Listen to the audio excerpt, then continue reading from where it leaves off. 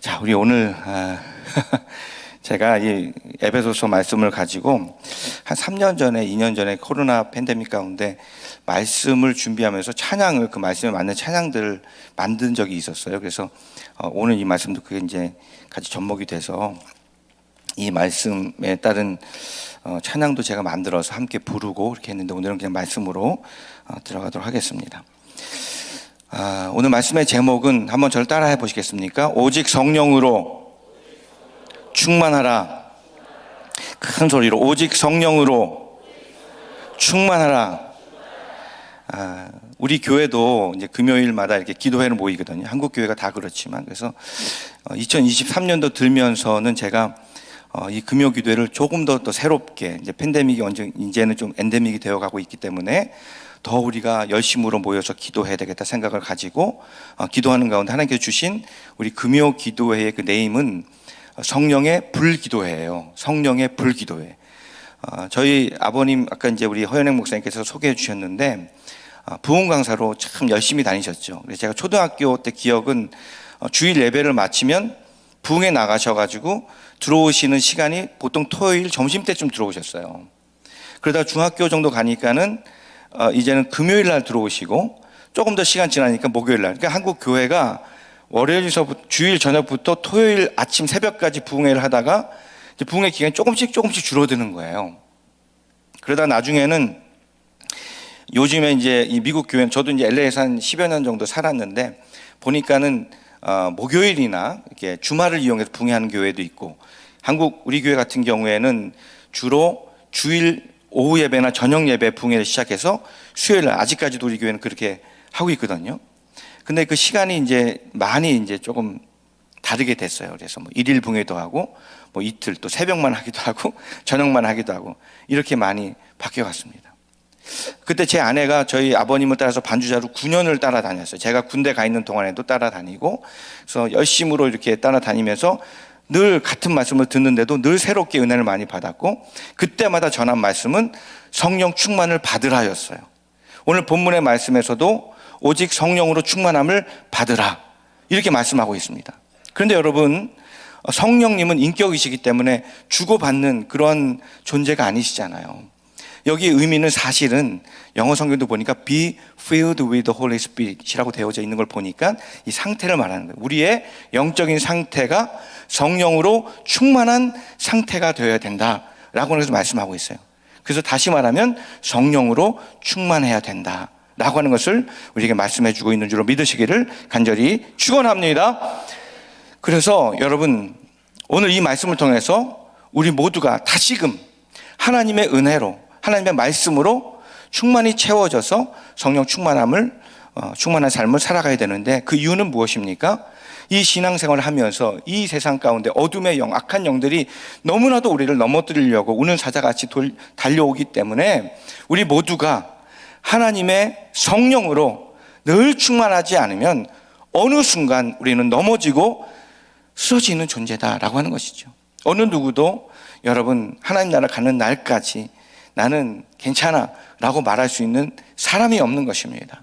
그래서 우리 프라미스의 모든 성도들도 날마다 또 끝까지 성령 충만을 유지하면서 승리하시기를 주님의 이름으로 간절히 축원합니다. 오른손 한번 들고 아멘 해보실까요? 그렇게 되기를 축원합니다. 예. 그래서 우리가 정말 성령 충만해야 되는데, 성령 충만이 세 가지로 제가 좀 표현할 수가 있어요. 지금 첫 번째 말씀드린 대로 성령 충만은 말 그대로 하나님의 영, 성령으로, 그리고 조금 다른 말로 말하면 하나님의 말씀으로 가득 채워진 상태를 말하는 거예요. 지금 저도 이제 감리교 목사긴 하지만 사실은 증조부 때는 장로교 목사님이셨습니다. 근데 교회 안에서도 어려움이 있고, 저희 조부 되시는 이성애 목사님은 참 소문나기를 성자 같은 목사님이다. 그리고 40이 넘어서 목사가 되기로 했어요. 어렸을 때는 아버님이 목회하는 걸 보면서 너무 이제 무슨 큰 교회는 목회는 하셨지만 교회 안에 어려움이 있어서 자기는 목사 될 생각이 전혀 없었어요. 그래서 그런 가운데 하나님께서 강제적으로 불러주셔서 40이 넘어서 일본의 오사카 가셔서 관서 성서 신학교라고 하는 잘 가르치는 그런 학교에서 공부를 하시고 은퇴하시고 나서는 인천의 성서신학원이라고 하는 인천 성서신학원이라고 하는 학교를 세우셨습니다. 그래서 지금까지 40년 넘게 그 학교가 있는데 저희 조부님은 제가 어렸을 때부터 초등학교 6학년 때까지 제가 같은 방을 썼어요. 그래서 새벽기도 가시기 전에 항상 일찍 일어나셨어요. 제가 지금 담임 목사 된 지가 16년 됐는데요. 제가 담임 목사 돼서인지 어쨌든 그 즈음에까지는 새벽 기도회가 4시 반이었어요. 우리 교회는. 참 어떻게 보면 이게 사람이 살아가는데 물리적으로 참 4시 반에 나오고 또 찬양대가 또 매주 찬양대가 매일 찬양대가 있어요. 그때는 한 120명씩 모였어요. 찬양대원들만. 그래서 매일 찬양대가 쓰고 그러니까 그분들이 나오면은 적어도 3시 반에는 일어나가지고 준비해가지고 나와야지 그 찬양 연습 몇 번 하고 올라와서 찬양을 섬기는 거죠. 뭐 연습을 많이 해서 뭐 아름다운 찬양이 아니라 그냥 찬송과 같이 부르는 정도니까 그 연습은 많이 필요 없는 거예요.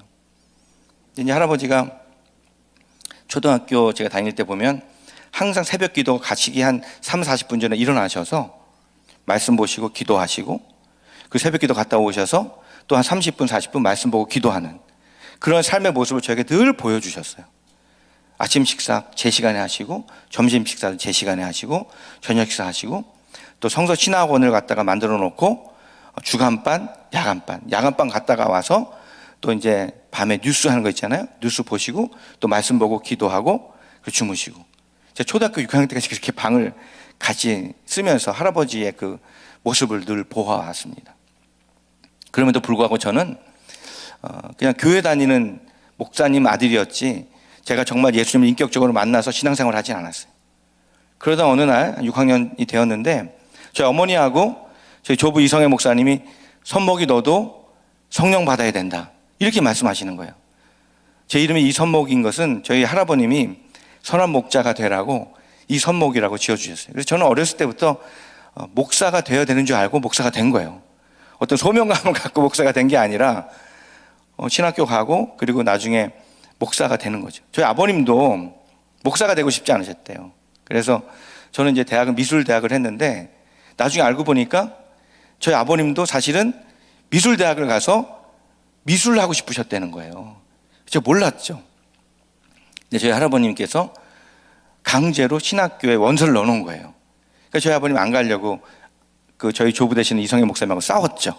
싸워가지고 안 가겠다고 하니까 1년 선배인 라사행 목사님 우리 감리교 목사님 중에 계시는데 야 호문아 뭐 싸우냐 내가 방법을 가르쳐 줄게 가서 시험 볼 때 다 틀려 그러면은 자동적으로 떨어지니까 아버지랑 안 싸워도 되잖아 지혜롭잖아요. 그래가지고 가가지고 나오는 문제를 다 틀리게 썼대요. 근데 나중에 편지가 왔는데 합격 그리고 왔다는 거예요. 그래서 왜 합격이 됐냐 봤더니 그 당시에 목사님 자녀들은 신학교를 안 가는 거예요. 다 어려우니까 목사님들이. 그러니까 목사님 자녀들은 다 다른 학교 가가지고 돈 버는 일 이런 걸 한단 말이죠. 그래서 우리 아버님이 들어가시는 감리교 신학대학교 1958학번부터는 목사님 자녀는 무조건 합격이 된 거예요. 그래서 그 학교를 다닌 거죠 그냥. 근데 그 58학번 가운데는 감리교 신학대학교 나중에 교수님 되시고 연세대학교 신학과 교수님 되시고 모곤대학교 교수님 되시고 학자들도 많이 나오시고 또 저희 아버님보다 1년 일찍 소천하신 김홍도 금남교회 감독님도 친구시고 큰 교회를 이렇게 부흥시킨 목사님들이 많이 나오셨어요. 그러니까 저희 아버님도 뭐 목회자가 될 생각이 전혀 없었고 저희 할아버님도 목회자 될 생각이 전혀 없는 가운데 하나님의 성령께서 역사하셔서 40이 넘어서 신학교 가셨고 그리고 그 당시에 이제 일본에서 공부하고 오셔서 한국에 오셔서는 평양 가셔서는 장로교 신학을 안 하시고 감리교 신학교로 가신 거예요. 그래서 지금 저는 저도 이제 감리교 목사가 된 거고 저 아들도 지금 감리교 신학대학에서 공부를 하고 있어요. 그래서 그 아들이 만약에 목사가 되면 저희 가정에는 5대째 목회자 가정이 나오는 거죠. 하나님의 은혜라고 저는 생각을 해요. 6학년 때 할아버님이 또 어머니가 손목이 너도 성령 받아야 된다 이렇게 늘 얘기를 하셨어요. 그래서 그게 뭔지를 잘 몰랐어요. 혹시 한국에서 오랫동안 사시다가 미국에 오신 분들은 대한수도원이라고 들어보셨는지 모르겠습니다. 철원에 있는데 대한수도원 가면은 그 뒤에 강단에 뭐가 붙어 있냐면 재단에 붙은 불은 끄지 마라. 이게 붙어 있어요. 그 대한수도원은 저희 할아버님이 세운 수도원이에요.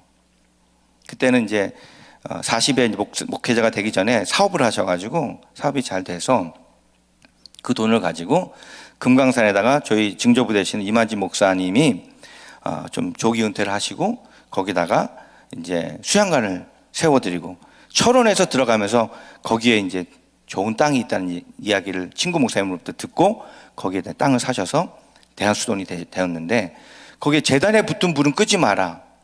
이 말씀 여러분 무슨 말인지 다 아시죠?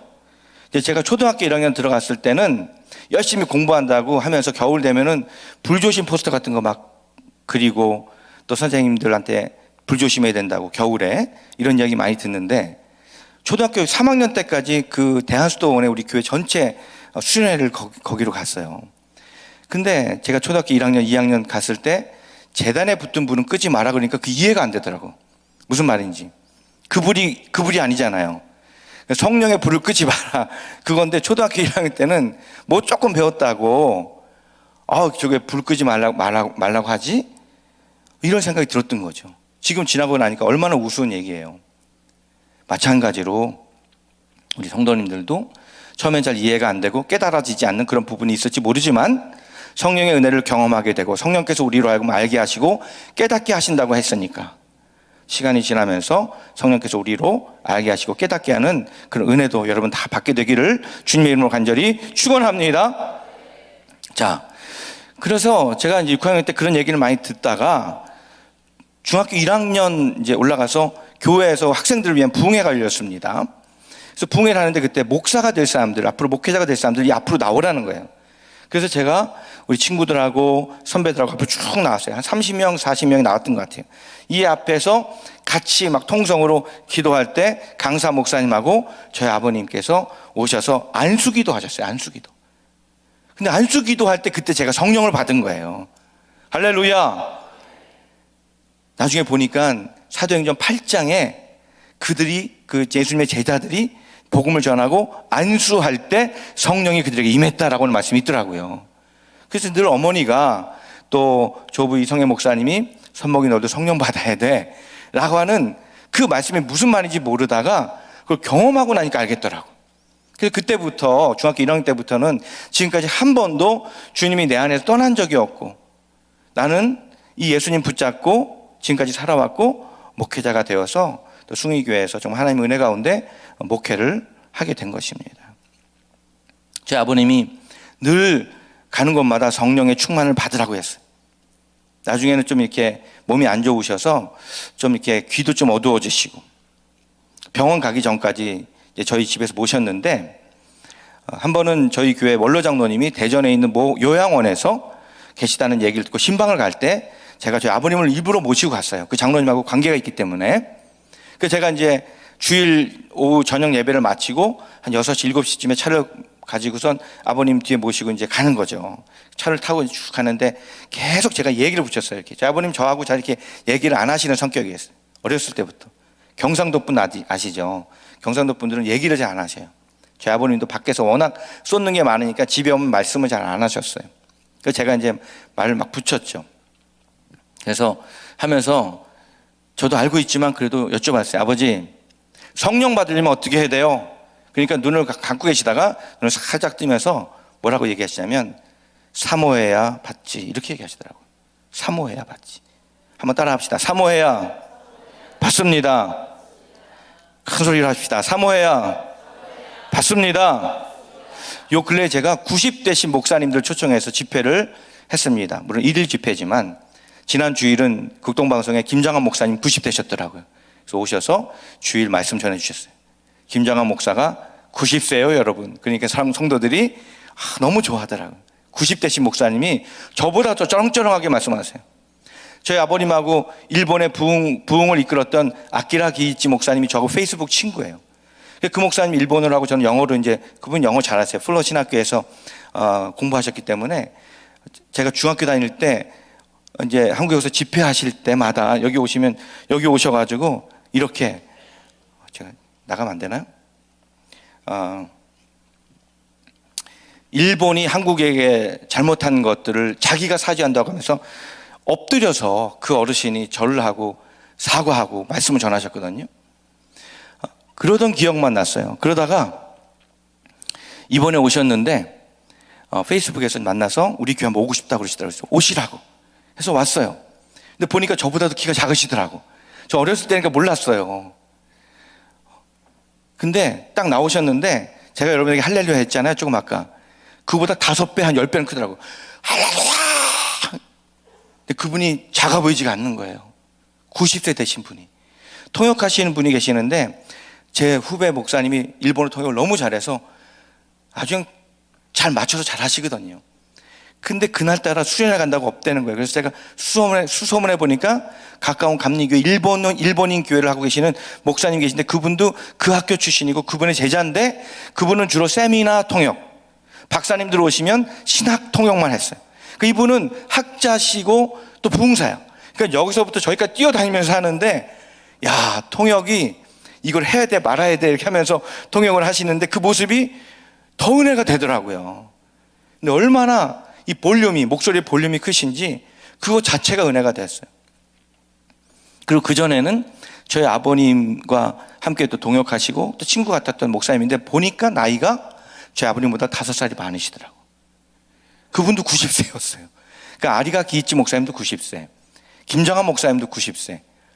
그러면서 제가 엄청 도전을 받고 목소리 큰 것이 은혜가 되는 건 아니지만 이 어르신들이 지금까지 이렇게 한국 교회를 또 일본 교회를 섬겨오시면서 달려온 그 모습이 제게는 큰 은혜가 됐어요. 이 프라미스 교회는 예전에 뉴욕 순복음 교회였잖아요. 제가 중학교 다닐 때인가 이 교회의 성가대원들이 50, 60명, 70명 정도가 우리 교회 방문했어요. 그때 김남수 목사님하고. 그래서 우리 강단에서 찬양하던 것이 기억이 납니다. 그래서 저는 김남수 목사님하고 개인적인 관계와 교제는 없었지만 작년에 이승만 컨퍼런스 할 때 다른 목사님이 초청해 주셔서 김남수 목사님 오신다고 해서 일부러 제가 서울까지 올라가서 인사드렸어요. 영적인 어떤 그 관계의 끈들이 이제 시작이 된 거죠. 바라기는 우리 뉴욕도 또 인천도 하나님의 은혜로 정말 우리가 영으로 하나 되고 있는 곳에서 하나님의 기쁨이 되는 삶을 살아가는 우리 모두가 되기를 간절히 원합니다. 그래서 이렇게 이 목사님들을 모시고 제 은혜를 받았습니다. 그래서 아버님이 사모해야 받지 라고 하는 이 말씀을 딱 주셨어요. 시편 42편 1절에 목마른 사슴이 시냇물을 찾아 헤매이듯이 내 영혼이 주를 찾기에 갈급하나이다 라고는 그 찬양이 있지 않습니까? 그 가사 있잖아요. 근데 사슴이 왜 목이 마르냐? 여러분, 저 팔레스타인 지역에 이제 모래 사막이 많잖아요. 상단이 갈 때 이제 낙타를 타고 이제 30마리, 40마리 이런 낙타를 끌고 이제 탁 상단이 가는데 그때 꼭 빠지지 않고 이렇게 꼭 데리고 다니는 그 짐승이 하나 있는데 그 짐승이 이 사슴이라고 하는 거예요. 왜 그러냐?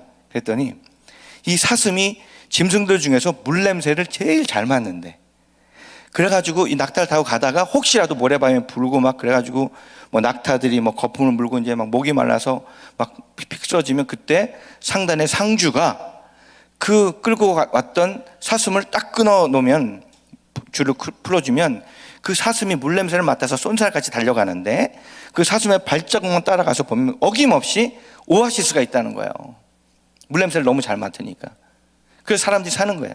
근데 가보면 이 사슴들이 너무 목이 마른 나머지 물을 먹겠다고 달려가서 물만 먹으면 좋겠는데 그냥 막 갈증을 해소하겠다고 달려가가지고 물을 먹겠다고 고개를 쭉 내미는데 그 밑에 이제 오아시스의 바닥이 진흙이에요. 그래서 물만 먹으면 좋은데 그 고개가 진흙에 확 박혀가지고 빼질 못해가지고 죽어있는 그런 사슴들을 많이 발견하게 된다는 거예요. 시편 42편의 저자가 그걸 알기 때문에 문화적으로 그렇게 물을 사모하듯이 우리의 영혼이 주를 사모해야 되고 우리 프라미스 교회도 제가 알기로는 성령의 은혜를 사모하는 교회인 줄로 믿습니다. 그래서 우리 성도님들이 성령 충만을 사모하셔야 될 줄로 믿습니다. 그래서 성령 충만은 첫 번째 성령의 은혜가 성령 하나님의 영이 내 안에 가득 찬 상태 하나님의 말씀이 가득 찬 상태를 말씀하고 있는 거예요. 두 번째는요, 성령님의 지배하심을 받는 그러한 상태를 말하는 겁니다. 성령님의 지배하심. 우리가 지금 누구의 지배를 받고 있느냐? 이게 너무 중요하잖아요. 성령님의 지배하심을 받는 성도들은 어떤 사람들이냐면 하나님의 말씀에 순종하는 사람들이에요. 또 교회에서 열리는 공적인 예배에 그 하나님의 음성을 듣고 나오는 분들이죠. 어떻게 해서든지 하나님의 말씀을 따라서 순종하려고 하는 그러한 사람들, 성령님의 지배하신 가운데 있는 사람들입니다. 대한민국도 그렇고 미국도 그렇고 헌법이라고 하는 것이 있습니다. 법의 지배 안에 있어요. 거기서 벗어나면 불법자가 되는 거잖아요. 그래서 그 법 안에 있는 거예요. 법의 지배하신 가운데 있는 거죠. 북한도 법이 있고, 얘기를 들어보니까 뭐 검사도 있고 판사도 있고 변호사도 있다고 그러는지 모르겠어요. 변호사까지는. 근데 북한은 여러분 아시다시피 법 위에 김정은 동지가 있잖아요. 김정은 동지가. 그러니까 법을 넘어서는 그 초법적인 그러한 존재가 있단 말이죠. 근데 우리 예수님 믿고 구원받은 주님의 성도들은 여러분 이 나라 안에서 법 안에 지배를 받지만 무엇보다도 성령님의 지배하심을 받는 삶을 살아가야 될 줄로 믿습니다. 그런 사람들을 우리는 성령이 충만한 자다라고 말할 수 있는 거예요. 그것도 세 번째는 성령 충만의 특징인데요. 그 뭐냐 하면 오늘은 여러분 말씀 듣다가 또 기도하는 가운데 찬양하는 가운데 성령님의 은혜를 경험할 수 있어요. 제가 안수 받다가 늘 어머니 할아버지로부터 얘기 들었던 성령 받으라고 하는 그 은혜를 제가 경험했잖아요. 그런 은혜를 경험할 수가 있어요. 그러나 성령 충만의 특징은 한 번으로 끝나는 것이 아니라 계속되어지는 거예요. 계속되어지는, ing가 되는 겁니다. 그래서 오늘 성령의 은혜가 충만한 성도들이 내일도 성령 충만하고 그 다음날도 성령 충만하고 언제까지? 하나님 나라 가는 그날까지 성령의 충만을 사모하면서 살면서 성령 충만한 삶을 살아가야 될 줄로 믿으시기를 주님의 이름으로 간절히 축원합니다. 자, 그렇다면 우리가 어떻게 해야 성령 충만할까? 우리 감리교회 제가 좋아하는 선배 목사님 가운데 한 분이 여러분 잘 아시겠지만 유기성 목사님이라는 분이 계세요. 제가 LA에서 목회할 때도 모시고 부흥회도 열고 또 제자훈련도 하고, 제가 한국에 돌아와서는 또 목사님 교회 가서 제자훈련도 다 받고 다시 받고 우리 부목사님들하고 다 같이 가서 받고 또 교회에서 지금도 예수님의 삶 제자훈련하고 또 앞으로는 예수님과 함께하는 그 Walk with Jesus라고 하는 예수 동행 일기 또 같이 하려고 준비를 하고 있는데 너무 은혜가 되는 거예요. 그분도 아버지, 할아버지가 목사님이시고 저하고 비슷한 환경이잖아요. 교회 안에서 여러 가지 갈등들이 있었고 그런데 이 목사님을 통해서 제가 은혜를 많이 경험했습니다. 근데 이 성령 제자훈련 하다 보니까 성령 충만을 받는 방법, 비결은 없다는 거죠. 그게 있으면 여러분 그걸 얘기해주고 못 받고 안 받을 사람이 어디 있어요? 다 받아야지. 무조건 받아야지 우리가 되죠. 근데 제가 성경을 찾아보니까 성령의 임재하심, 성령님의 역사하심이 있었던 그런 구절들이 있더라고요. 그래서 제가 오늘 그 구절 가운데 세 구절을 여러분들에게 소개하고 우리가 한번 그것을 묵상하면서 여러분들의 삶에 한번 잘 적용해 보면 참 좋을 것 같습니다. 첫 번째는 사도행전 10장 44절이에요. 함께 한번 읽어봤으면 좋겠습니다. 사도행전 10장 44절.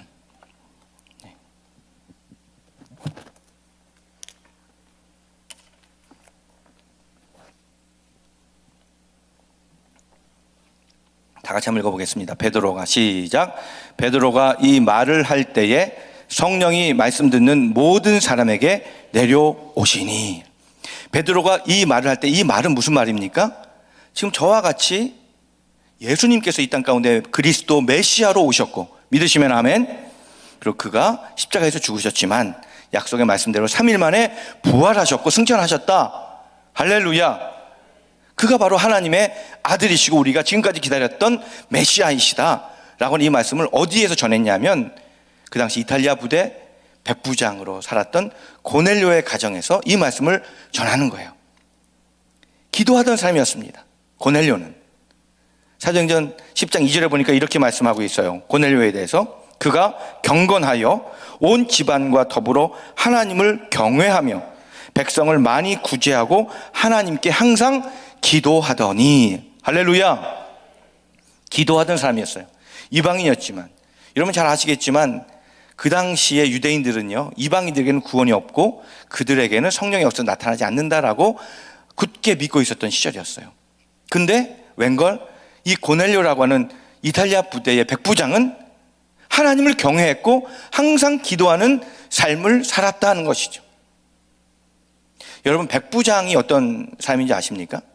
100명의 부하를 거느린 부대의 대장 정도가 아니라, 제가 어떤 문헌을 찾아보니까 그 당시의 전쟁은, 여러분 지금도 한국 군대가 그 북한이 좀 한국 군대를 좀 두려워하는 이유 중에 하나가 월남 전쟁을 경험했던 군인들이 있다는 거 아니겠어요?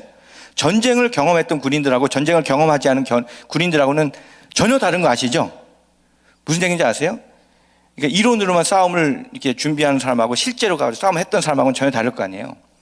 그 당시에 싸움은 총이나 뭐 대포나 이런 게 아니라 칼과 창과 화살, 방패를 가지고 직접 나가서 육박전 하는 거지 않습니까? 그런 전쟁에 나가서 100명 이상을 죽여본 경험이 있는 사람이 백부장이 되고 1000명 이상을 죽여본 사람이 천부장이 된다는 거예요. 사람을 죽여본 사람. 여기는 뭐 그 미국에 오래전에 오신 분들 같은 경우에는 뭐 닭 한 마리도 잡아본 적이 없잖아요. 예전 어르신들은 그 할머니들이 닭 좀 잡으라고 가가지고 그냥 이렇게 목을 딱 잡아 비틀어 확 빼면은 잡더라고. 근데 우린 청년들을 못해요. 그거를 경험을 안 해봤기 때문에. 하물며 사람을 죽여본 경험이 없는데. 근데 그러한 백부장이 하나님을 두려워하고 항상 기도했다는 거예요. 기도하다 보니까 하나님께서 그 기도하는 가운데 저 욥바라고 하는 땅에 기도하는 베드로가 있다. 그분을 데려다가 초청을 해서 붕해를 열라고 하나님께서 기도하는 가운데 음성을 들려주신 거예요. 그래서 부하 2명을 보내가지고 가봤더니 진짜 있어. 그 베드로를 모셔오는데 베드로도 갈등했어요. 이방인이잖아요. 백부장이잖아요. 근데 이 말씀 이렇게 보니까 10장에 하나님께서 베드로로 하여금 가도 된다라고 하는 보자기 환상을 통해서 허락하시는 거예요. 그래서 베드로가 이 고넬료 가정에 갔어요. 고넬료는 어떻게 했냐면 이 부흥회를 준비해 놓고 일가 친척들을 다 초청해요. 그리고 친구들 다 초청해요. 부흥회는 그렇게 하는 겁니다. 우리끼리만 하는 게 아니라 못 나오던 분, 낙심하던 분 나와서 함께 우리 부흥회에 참석합시다 하면서 권면하는 거예요. 물론 요즘에는 잘 권면해도 잘 안 나오시더라고. 그러니까 더 강력한 하나님의 은혜 역사가 필요한 시대가 되었어요. 그래서 우리 프라미스 교회도 이 금요일 날을 더 기도의 불을 더 지피시고 좀 부흥의 불길이 타오르는 그러한 교회가 되어야 될 줄로 믿습니다. 그래서 부흥회를 다 열었어요. 그때 이 말씀을 다 전했어요. 한마디로 복음의 메시지를 딱 전할 때 어떤 역사가 일어났습니까? 바로 이 말씀을 듣는 모든 사람에게 성령이 내려오셨다는 거예요. 여러분, 그렇기 때문에 우리가 어떻게 됩니까? 하나님의 말씀을 잘 듣고 또 잘 읽고 그 말씀 안에 거하는 우리 프라미스 교회와 성도들이 되셔야 될 줄로 믿습니다. 한번 따라합시다. 말씀 읽는 교회. 큰 소리로 하십시다. 말씀 읽는 교회. 말씀 듣는 교회. 하나님의 말씀이 능력이고 생명이에요. 그 말씀을 사모하는 우리 프라미스 성도들이 되셔야 될 줄로 믿습니다. 두 번째는 기도예요. 기도. 자, 누가복음 11장 13절 말씀입니다. 같이 한번 읽어봅니다. 너희가 악할지라도, 시작. 너희가 악할지라도 좋은 것을 자식에게 줄 알거든 하물며 너희 하늘 아버지께서 구하는 자에게 성령을 주시지 않겠느냐 하시니라. 아멘. 누구에게 성령 주신다고 말씀하고 있냐면 기도하는 자에게, 구하는 자에게 성령을 주신다라고 했어요. 그렇기 때문에 오늘 이 시간은 말씀을 제가 정리하고 마치고 나서 찬송을 한 개 부르고 기도할 때 여러분 특별히 성령님 내게 오셔서 나와 함께하여 주시옵고 나로 하여금 날마다 성령 충만한 삶을 살 수 있도록 역사하여 주시옵소서. 라고 구하시기를 주님의 이름으로 간절히 축원합니다. 우리 두 손 다 들고 다 같이 한번 아멘, 아멘. 여러분, 이렇게 구하셔야 된다는 거예요. 그 전에 어떤 말씀이 있냐면, 한 마을에 어떤 사람이 살고 있었어요. 그런데 그 사람이 여행을 갔어요. 여행을 갔다가 좀 며칠 있다가 밤늦게 집에 들어오게 됐어요. 지금 같으면 집에 냉장고도 있고 하니까 음식들이 집에 다 있는데, 그 당시만 해도 음식을 저장할 공간이 별로 없잖아요. 그러니까 먹을 것이 없어가지고 너무 배가 고픈 거야. 그래서 어떻게 했냐면, 마침 옆집에 친구가 살고 있었어요.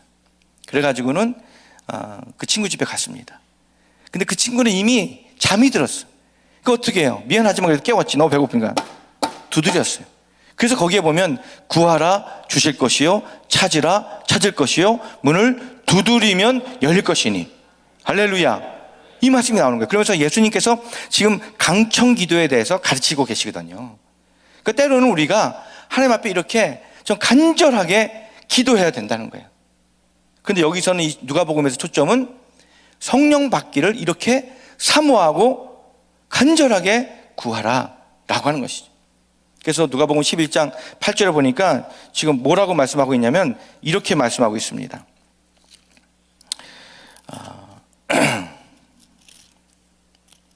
내가 너희에게 말하노니 비록 벗됨으로 인하여서는 친구이기 때문에 일어나는 것이 아니라 그 간청함을 인하여 일어나 그 요구대로 주리라. 그 간청함 때문에 내가 일어나서, 내가 친구이기 때문에 일어나서 준 것이 아니라 하도 두드리니까 시끄럽잖아요.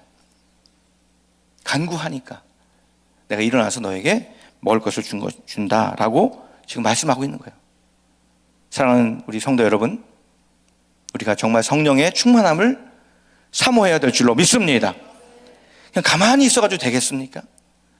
사모해도 될까 말까. 물론 우리가 아무리 사모하고 사모해도 성령님이 안 주시면, 하나님이 우리에게 성령을 주시지 않으면 받을 수 없는 거예요. 그렇다고 우리가 가만히 있어야 되겠습니까? 아니에요, 여러분. 사모함을 가지고 그 말씀을 사모하면서 그 주님을 바라보면서 달려나오시는 우리 성도님들이 되셔야 되고, 여러분들 삶의 현장에서 열심히 땀을 흘리며 일하는 것보다 더 열심히 주님을 사모하고 성령님을 사모해야 될 줄로 믿으시기를 주님의 이름으로 간절히 축원합니다. 오른손 들고 아멘. 이게 되게 안 되죠?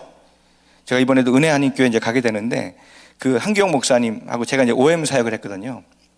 그 목사님 우리 교회 오셔서 붕해하실 때 여기서 이게 아멘 올라가는 거가요, 이게 어렵다는 거예요. 저는 쉬운데 이게 어려워. 어떤 분은 1년이 걸리는 분도 있고 5년 걸리는 분도 있고 평생 안 되는 분도 있다는 거예요. 무슨 문제냐? 마음의 문제다. 이 마음이 열려서 사모하는 마음을 갖고 아멘으로 화답하는 것 자체도 쉽지 않은 거예요.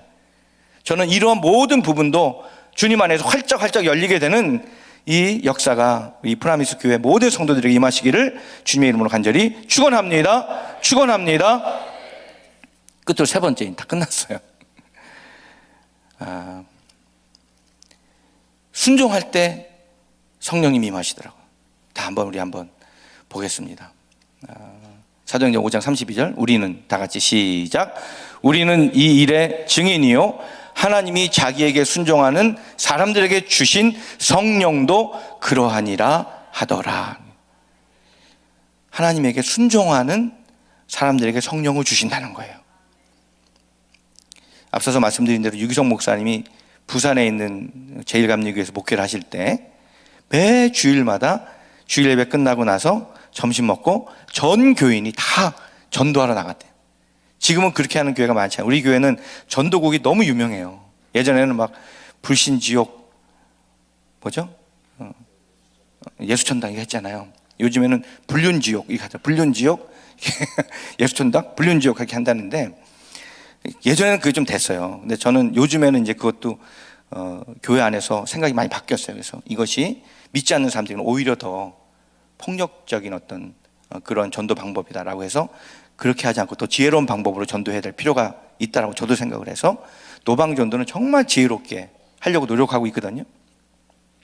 우리 교회는 전도를 열심히 해요. 지금도 전도곡이 있어서 하여튼 열심히 해요. 그래서 같이 말씀 배우고 기도하고 그다음에 전도지 갖고 또 나가고 이렇게 해요.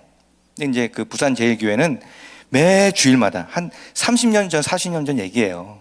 축구 전도가 가능할 때, 아파트 전도가 가능할 때. 우리 성도님들이 보통 표정이 미국에 오셨으니까 많이 달라지고, 우리 교회는 러시아 예배가 굉장히 부흥이 되고 한국 사람들 고려인 3세죠. 여기로 말하면 재미교포 3세 정도 되는 거예요. 그래서 한 1,100명이 등록을 하고, 그리고 지금 모이는 거 한 700명 정도 모이거든요. 잘 모여. 근데 문화를 보니까 미국 문화 같아요. 거기도 유럽 문화를 좀 받아서 그런지 몰라도 굉장히 좀 자유롭고 너무 감사해요. 사실은 은혜가 되고. 그런데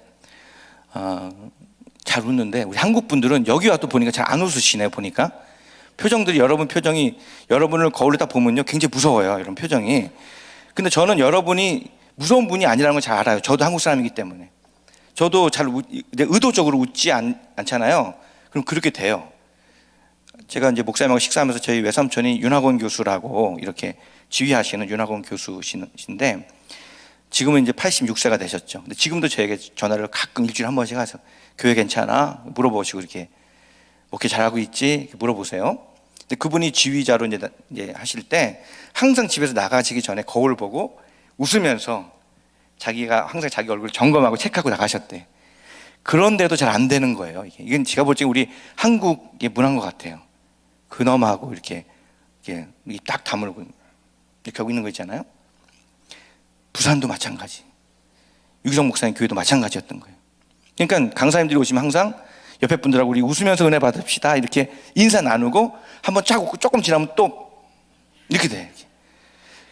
이번에 제가 이제 예수서원에서 공부하면서 그 고 목사님 통해서 들은 말씀 중에 저도 너무 공감하는 거는, 목회자가 돼서 이 앞에 서 보니까 정말 예수 믿고 지금 기쁨의 50을 하시네요. 너무 감사한데, 초대교회 때 우리 교회도 저도 이제 그걸 발견하고, 감리교회 절기에는 없지만 초대교회 절기 가운데 기쁨의 50을 꼭 지켰다는 얘기가 나와서 저희도 이제 그 부활주일부터 성령 강림절까지의 50일을 기쁨의 50일로 선포하고 또 기뻐하라는 찬양도 만들고 함께 말씀을 전하고 있거든요. 그리스도인들의 특징이 뭐냐? 한마디로 딱 말하면 기쁨이에요, 기쁨. 그러니까 우리가 기뻐해야 되는 거예요, 사실은.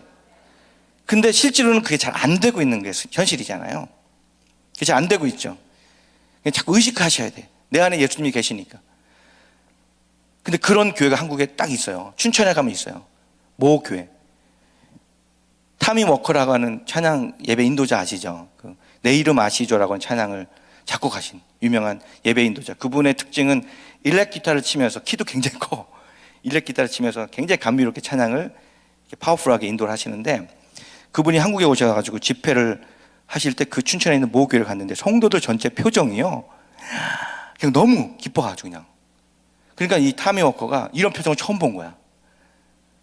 그래가지고는 연주하다가 잠깐만요. 제가 여러분 표정을 그대로 한번 찍고 싶습니다. 그래서 연주하던 걸 내려놓고 카메라로 그분들 사진을 찍어서 가셨다는 얘기를 제가 친구 목사님을 통해서 들었어요. 그분이 타미 워커를 초청했거든요. 근데 그 교회는 왜 그렇게 됐냐 물어보니까 그 목사님이 부활하신 예수님 때문에 우리는 기뻐해야 된다는 거지. 사망 권세를 깨뜨리고 사망 권세를 이기시고 죽음의 권세를 이기시고 예수님 부활하셨기 때문에 우리는 그 어떤 상황과 환경과 상관없이 나는 예수님 때문에, 그 부활하신 예수님 때문에 기뻐합니다라고 하는 것이 교회에서만 그렇게 하는 것이 아니라 직장에서, 가정에서, 삶의 현장에서 그 성도님들은 늘 기뻐하며 살고 있다는 거예요. 할렐루야. 너무너무 제가 도전받았어요. 우리 교회도 앞으로 그렇게 해야 될 것이고, 우리 프라미스 교회도 기뻐하시기를 주님 이름으로 간절히 축원합니다. 왜 기뻐해야 되느냐? 예수님 부활하셨기 때문에, 우리도 예수님처럼 부활할 것이기 때문에 우리가 기뻐해야 될 줄로 믿습니다. 이 부산제일교회 성도들도 그럼한 거예요, 표정이. 특히 부산 분들 더 그렇잖아요. 근데 그날은 이제 장마철이었어요. 비가 얼마나 오는지 걱정이 되는 거예요. 토요일 날 연세 드신 분들이 혹시 못 오시는 거 아니야? 걱정이 되고 기도하고, 그리고 주일 아침 일찍 나가서 목사님께서 이제 그 기도하는 마음으로 성도들이 잘 오나 못 오나 밖에 나가서 이렇게 보고 있었대요. 근데 성도들이 오는데 비를 맞으면서 우산을 쓰고 오지만 비가 너무 오면은 비 다 맞잖아요. 근데 그분들이 오는 표정이 이 예배 가운데 있는 표정이 아니야. 너무 기뻐하면서 오는 거예요. 자기들끼리 김 권사님 이러면서 이렇게 오는 거예요. 그래서 목사님이 너무 신기한 거죠. 아니, 평소 때 보던 표정이 아닌데 뭘 그렇게 기쁠까? 자기는 걱정이 돼서 나와 있는데. 근데 그분들이 가까이 와서 비를 맞으면서 왔지만 목사님한테 인사하면서 이러는 거예요. 목사님, 오늘 전도 안 나가죠? 이러는 거예요. 비가 너무 오니까. 여러분 그 심정 아시죠? 무조건 전도 나가야 되니까 예배 끝나면 자유하고 막 나는 자유하리라 하면서 식당 가서 밥 먹고 커피 마시고 성도들하고 교제하고 막 놀고 싶은데 전도 나가야 되는 그 부담감이 있잖아요. 우리 앞에 계시는 장로님들이신 것 같은데 매주 전도 나가야 되는 거야. 그러면 장로님들도 솔직히 말해서 부담이 되시지 않겠어요? 부목사님들은 뭐 말할 것도 없고. 이게 일이야. 저는 청양에 우리 교회 수련원이 있어요. 10만 평 되는 좋은 수련원이 하나 있는데 해마다 추석 1주 전에 거기 가면 합동 추모 예배를 드려요. 합동 추모 예배. 그래서 꼭 월요일 날 가, 거기를. 월요일은 목사님이 쉬시는 날이잖아요. 목사님들 대부분. 근데 우리 장로님들하고 막 성도님들이 그냥 버스를 대절해가지고 거기 타고 가는 거예요. 그러니까 저는 일로 가니까 참 힘들더라고요, 사실은. 그래서 2012년도 제가 그날은 장로님께 양해를 구하고 제 차를 타고 따로 갔어요. 그제서야 청양의 아름다운 하늘이 보이기 시작하는 거예요. 장로님들 그거 아세요? 장로님들하고 같이 목사님들이 사역할 때 너무 좋고 감사하지만 때로는 그게 짐이 될 때도 많이 있어요. 나무가 보이더라니까. 그래서 제가 청양이 너무 아름다운 거야. 그래서 그때 노래가 탁 나오더라고. 청양 가는 길. 청양 가는 길 내 맘도 설렌다. 이렇게 노래가 나와.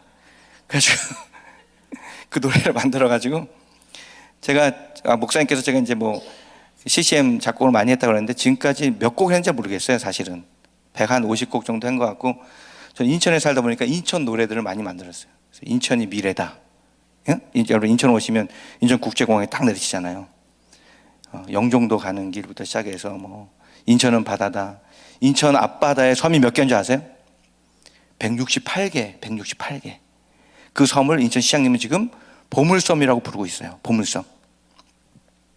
앞으로 개발이 되면 엄청나게 참 아름다운 섬들이 될 것 같아요. 그래서 그런 노래들을 많이 만드는데 참 제가 그 청양 갈 때 그런 마음이 들었습니다. 그러니까 이 부산제일교회 성도들이 오면서 부담이 많이 되는 거지. 예배 드리고서 이제 끝나면 그날은 비가 오니까 그냥 집에 그냥 가고 싶은데 목사님께 이제 딱 들어오면서 목사님 오늘 전도 안 나가도 되죠? 이러는 거야. 유기성 목사님은 굉장히 점잖으시고 기도하시는 분이에요. 설교를 마치고 성도들이 광고할 때 오늘 비가 너무 많이 와서 저도 여러분 오늘은 예배 끝나고 그냥 집에 좀 일찍 들어가셔서 좀 편안하게 가족들과 시간 가지고 그렇게 하시면 참 좋겠습니다. 이렇게 하고 싶은데 제가 하나님께 기도해 보니까 하나님께서 비가 오지만 그래도 나가라. 이런 마음을 주셨다는 거예요. 그 목사님 또 그 말씀 한마디가 굉장히 또 설득력이 있어요. 또 우리 한국교회 성도들은 착하잖아요. 그래가지고 비가 오지만 하나님께서 나가라고 하시니까 나가는 거예요. 나갔어. 나갔는데 날씨가 좋을 때는 집에 이 사람들이 붙어있질 않는 거예요. 다 나가. 그냥 뭐 두드려도 이 사람들이 없어요. 그 당시만 해도 축구 전도가 가능했으니까. 근데 그때는 비가 오니까 이 사람들이 다 집에 있는 거예요. 그래가지고 두둥기죠 이렇게. 그럼 누구세요? 그러면 무슨 교회에서 나왔습니다. 얘기하면 문도 안 열어주잖아요. 문 좀 박대하잖아요. 근데 비가 오는데 왔으니까 이 사람들이 또 미안한 거야. 또 한국 사람도 그 정이 있잖아요. 그래서 문을 열어주고 비가 오는데 또 어떻게 오셨어요? 물론 문 좀 박대하는 사람도 있었겠죠. 근데 이제 문 열어주는 분이 잠깐 들어오세요. 그리고 들어간 거예요. 들어가서 여름이니까 뭐 복숭아도 먹고 커피도 한잔 마시고 냉커피도 마시고 이러면서 교회 다니고 있고 내가 이렇게 해서 예수님 만나게 됐는데 하면서 복음을 전하고 제시한 거야. 그러다가 예수님을 만난 분들이 생기는 거예요. 왜 아멘을 아무도 안 하시는지 모르겠어요. 네. 할렐루야. 그래서 그분들이 이 복음을 전하고 들어오면서 목사님에게 목사님 비가 올 때 전도 나가야 돼. 비가 올 때 전도 나가야 돼요. 이렇게 얘기를 하시더라는 거지. 제가 이 얘기를 왜 드렸냐면 제자 훈련하는 가운데 성령 충만에 대한 말씀을 나눌 때 목사님께서 이 말씀을 하신 거예요. 사실은 모든 일은 원인이 있어야 결과가 있는 거잖아요. 다시 말해서 우리가 누가 전도합니까? 누가 오늘 금요 이 기도에 나옵니까? 누가 여러분 주일 예배에 나옵니까? 여기는 구역 예배라고 하는지 모르겠는데 셀이라고 하나요? 이렇게 구역 예배, 우리는 감리교는 속회라고 하거든요. 속회 예배 누가 나오죠? 누가 전도하죠? 누가 열심히 헌금하죠? 성령 충만한 사람이 하는 거예요. 그잖아요, 여러분. 제가 누가 예배드리죠? 누가 전도하죠? 하면 여러분이 성령 충만한 사람이요. 한번 해보세요. 누가 전도합니까? 성령 충만한 사람이요. 이렇게 하지 마시고 성령 충만한 사람이요. 이렇게 한번 해보세요. 누가 전도하죠? 누가 오늘 같은 금요 기도에 나옵니까? 누가 교회를 위해서 헌신합니까? 성령 충만한 사람이 하는 게 맞죠. 그게 논리적으로 맞잖아요. 성령 충만해야 전도도 할 수 있는 거고. 아멘이시죠? 성령 충만해야 정말 주님을 사모하는 마음을 가지고 예배도 드리는 거 아니겠어요? 아무리 바빠도 성령 충만하니까 못 나올 수는 있어, 교회에. 그런 마음으로는 하나님을 예배할 수 있잖아요. 성령 충만하니까 내가 어떻게 해서든지 시간과 물질과 나의 모든 정성을 들여서 교회를 섬기고 주의 일에 힘쓰는 것 아니겠어요? 그게 맞는 거잖아요. 그죠? 원인이 있어야 결과가 나오는 거잖아요. 그런데 이 영적인 분야는 꼭 그렇지 않다는 거예요. 하기 싫어도 내 마음에는 아닌 것 같아. 그래도 불구하고 주님께서 원하신다면 기꺼이 순종할 수 있어야 된다는 거예요. 주혜종 목사님이 기도해보니까, 장로님 내가 기도해보니까 이렇게 자꾸 하라고 하시는데 어떡하죠? 마음에 자꾸 부담이 됩니다 라고 하면 나는 아닌 것 같지만, 내 생각은 아닌 것 같지만, 여러분 목회는, 교회는 내 생각으로 하면 절대로 안 되는 거 아시잖아요. 근데 왜 아직도 여전히 많은 성도님들이, 장로님들이 자꾸 내 생각을 가지고 거기다 개입을 하냐 말이지. 그렇게 하면 안 되는 거잖아요. 그래서 우리 전도 나갑시다. 비가 오지만, 불편하지만 우리 선교 나갑시다 했을 때 아멘하고 순종하는 거예요. 나갔더니 역사가 나타나더라라고 하는 것이지.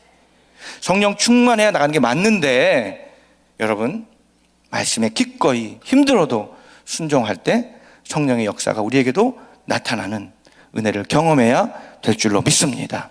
저는 이 은혜가 우리 프라미스 교회 안에도 넘쳐나기를 주님의 이름으로 간절히 축원합니다. 축원합니다.